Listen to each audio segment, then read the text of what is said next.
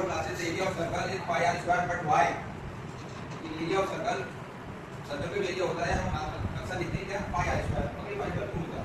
यह मान ये आपको बताने जा रहा है कि प्रैक्टिकल। नाउ फॉर एग्जांपल,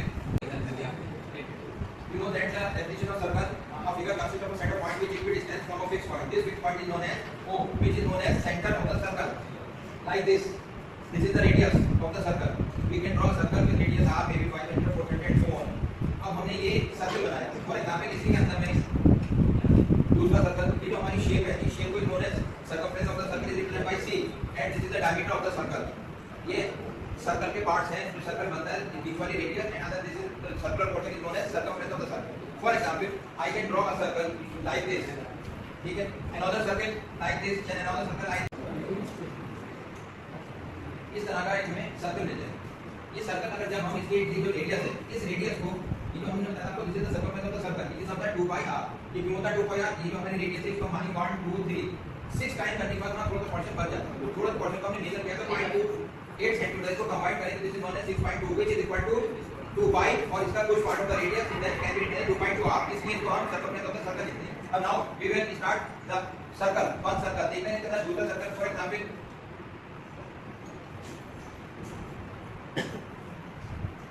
हम करेंगे तो ऐसे बहुत से सर्कल, यानी कि हमने मुझे होगा सारा स्पेस भर दिया, सर्कल बना जो हमारे पास लगभग इस तरह की शेप आती है.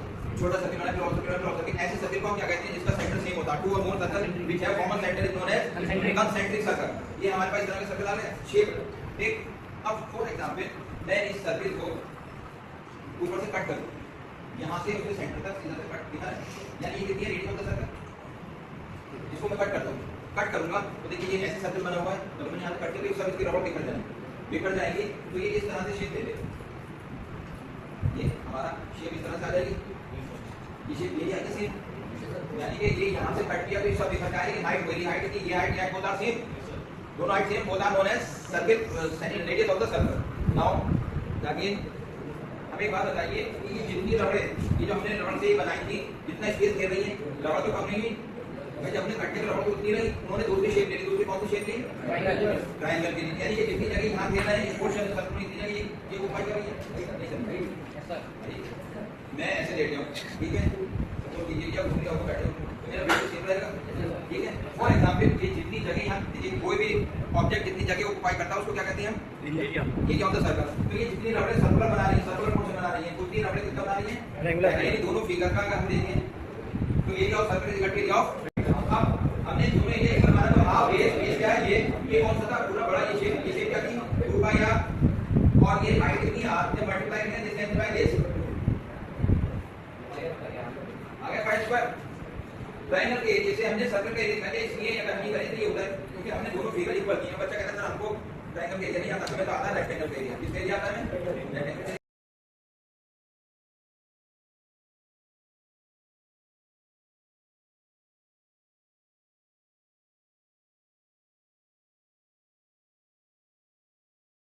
रेक्टेंगल तो सेकंड मेथड है.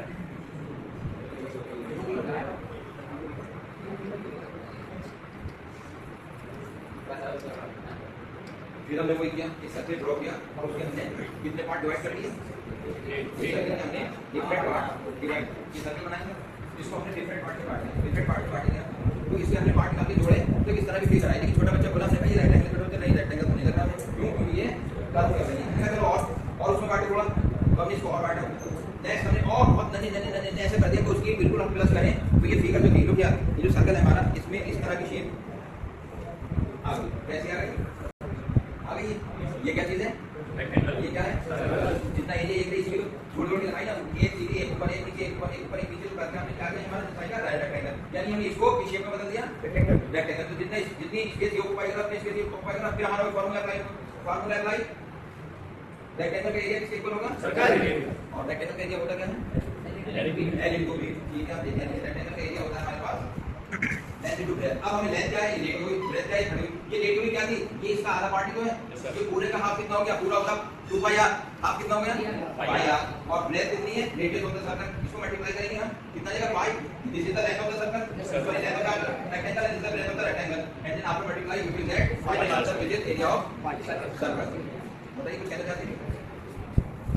ये एरिया ऑफ सर्कल। अब इसी तरह से हमने डिफरेंट जो ये एस्पेक्ट्स, ये सिर्फ फैक्ट्स हैं कि प्रैक्टिकली सर्कल का एरिया जो पाई आर स्क्वायर होता है वो क्यों होता है। ठीक है, अब नेक्स्ट हमारा कंसेप्ट है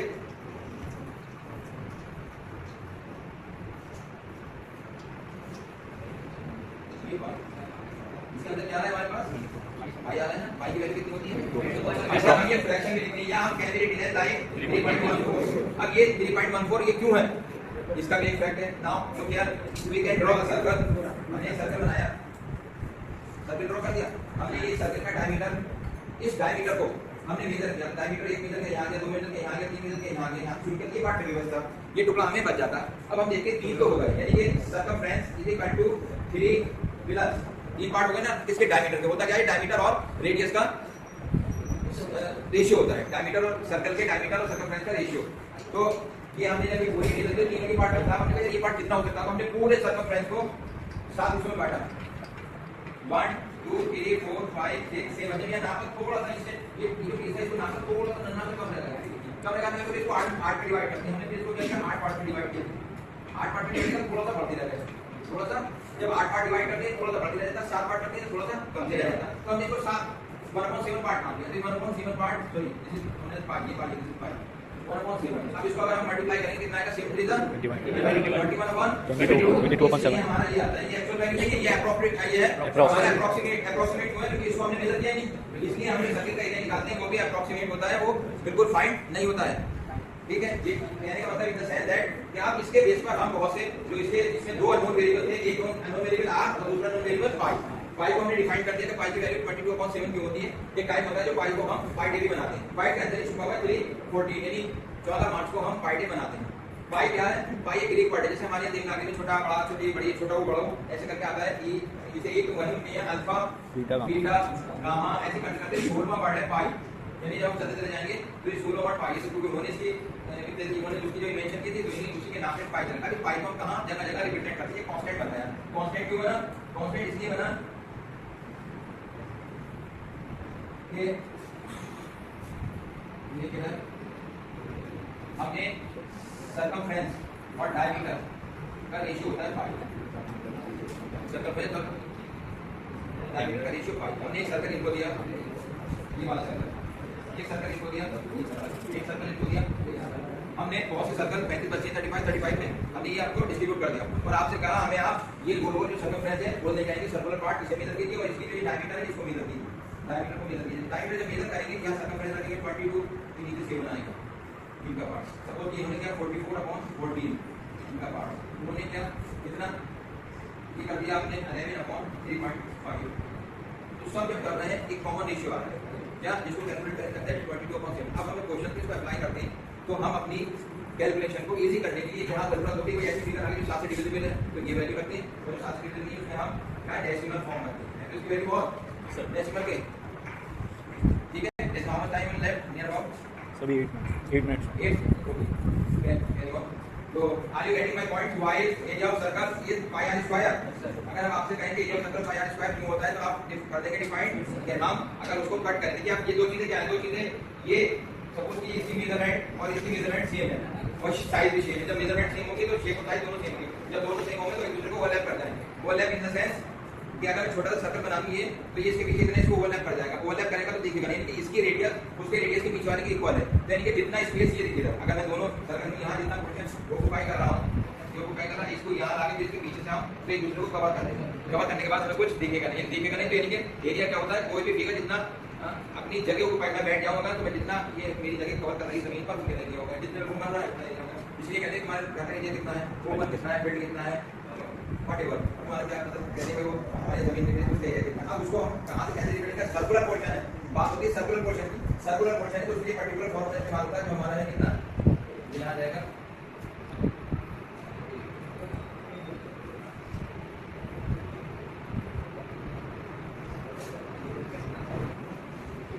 ये स्टैंडर्ड फार्मूला बन गया। स्टैंडर्ड फार्मूला मींस ये हमारा जो फार्मूला है इसको करेंगे हम